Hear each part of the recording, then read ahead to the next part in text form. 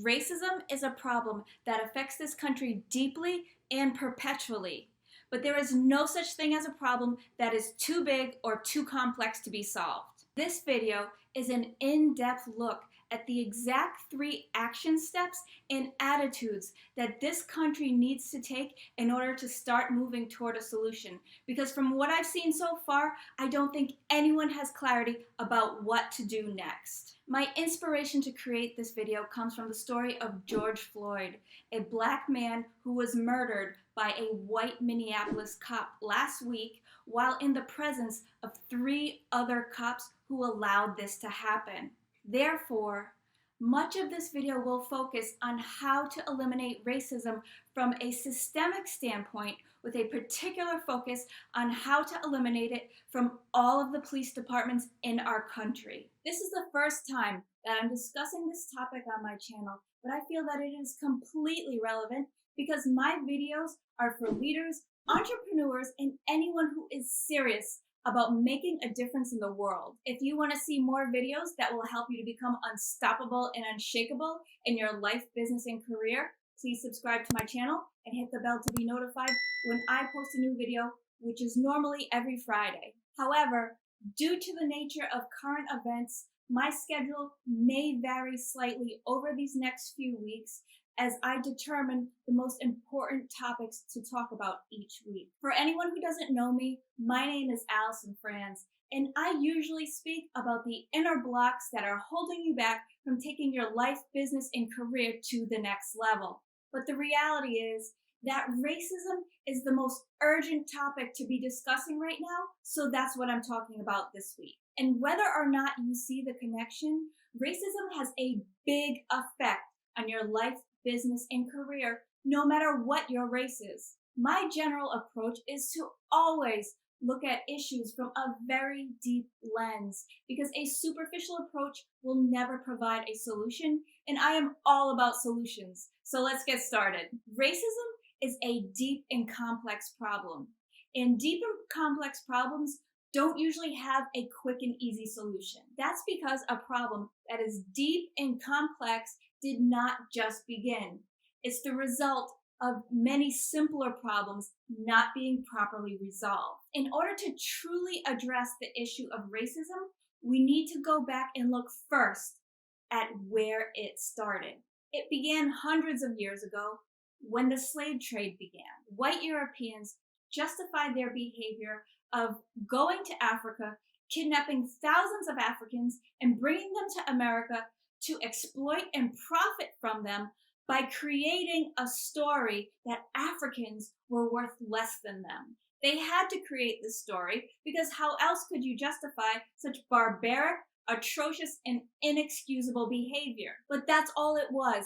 It was a made-up story with absolutely no evidence to back it up. Eventually, enough people in the United States realized how morally wrong it was to allow slavery to happen, and those people became abolitionists. After the Civil War, blacks and whites lived in some amount of harmony, and racial issues were starting to show some slight progress. But the southern states were struggling to recover from the war, so as soon as the federal troops withdrew, they began creating white supremacy laws known as Jim Crow laws.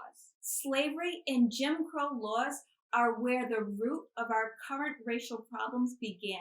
This country has never properly acknowledged or repented for slavery or Jim Crow laws. And that lack of repentance hurts all of us, not just people of color. Because when one person suffers, we all suffer. We are all connected whether or not we want to acknowledge it. Both science and spiritual law have proven this to be true. The human race needs to wake up and realize this. We've allowed this problem to linger, and now it's more complex. One of the ways that this complex problem has leaked into our social system and created a stain in our society is through our police departments and officers. I understand this is a difficult job, but that's not an excuse for murder, manslaughter, or brutality. We have some serious problems in the police departments of this country that are not being addressed. One of those problems is that whenever a white cop commits murder, manslaughter, or brutality against a person of another color, the situation gets minimized and viewed as the result of one of the few bad apples on the police force. And maybe that's true. Maybe there's just a few bad apples. But what people fail to realize is that in some jobs, we can't have any bad apples, particularly in the jobs that involve life or death situations on a regular basis. Chris Rock very comically makes a great point about this in one of his stand-up routines. But at the point that we're at right now, it's not so easy to laugh. But here's the thing, man. Whenever the cops gun down an innocent black man, they always say the same things. And they always say the same thing. It's like, well, it's not most cops. It's just a few bad apples. It's just a few bad apples. Bad apple. That's a lovely name for murderer. It's like, how'd they get that one? Bad apple. That almost sounds nice. I mean, I've had a bad apple. It was tart, but it didn't choke me out.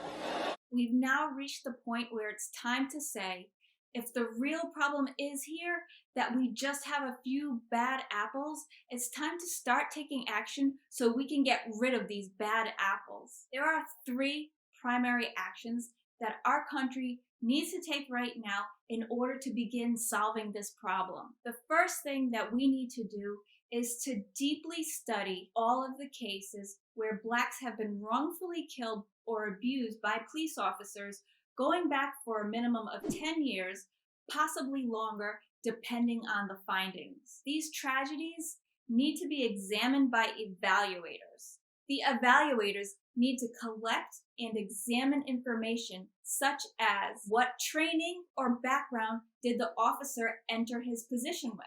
How and why was the officer hired? What training did he receive in the course of his employment? Did he have infractions on his work record? If he did have infractions, what were they? Was there a pattern in his infractions? What was the officer's attitude and behavioral history? What was his mental health and physical health history? Did he know the person that he killed or injured prior to its occurrence? Was he involved in other incidents of racism or other prejudices prior to this incident occurring? We need to look at each individual case in depth and fully evaluate each and every aspect of what happened. This is the only way to determine if there were warning signs that this cop was a bad apple and if there was something that could have been done to prevent the tragedy from happening. Then second, after each case is studied individually, they need to be studied collectively, looking for patterns, commonalities, and nuances in each case. Studying the information collectively will help us to identify the characteristics of these bad apples so they can be easily identified within the system and proper actions can be taken to prevent them from abusing their power. Third, there needs to be a final analyzation of all the outcomes and recommendations from the prior 2 steps I just described in order to begin creating the systematic changes internally within the social justice system based on these findings. And I really want to emphasize how important it is that these action steps be taken because arrests, protests, and shaming will not provide a lasting solution within the system. Not that I'm saying they shouldn't happen, because they should. In fact, I believe that all of the officers involved should be prosecuted to the maximum extent of the law. What I am saying is it's not enough. This is a systemic problem, and we need a clear systemic solution. As I said before, there is no simple solution for a complex problem that is deeply ingrained in our system. And beyond systematic change, we need to also start looking at racism for what it actually is at its root. Racism is a mental and spiritual disease. It's fueled by feeling powerless, inadequate, and having low self-esteem. In many cases, it comes from shame and self-hatred also. These emotions that fuel racism are the same emotions that fuel alcoholism and drug abuse. The destruction just looks different. To quote Bill W., the founder of Alcoholics Anonymous, the solution to alcoholism is a change of heart. And I believe that is the answer for racism also. The 12 steps of Alcoholics Anonymous could do a lot of good for both individuals and systems that need correction from racism. However, I want to be clear that racism is a behavioral choice, and the emotional difficulties that fuel it are not an excuse for these attitudes and behaviors.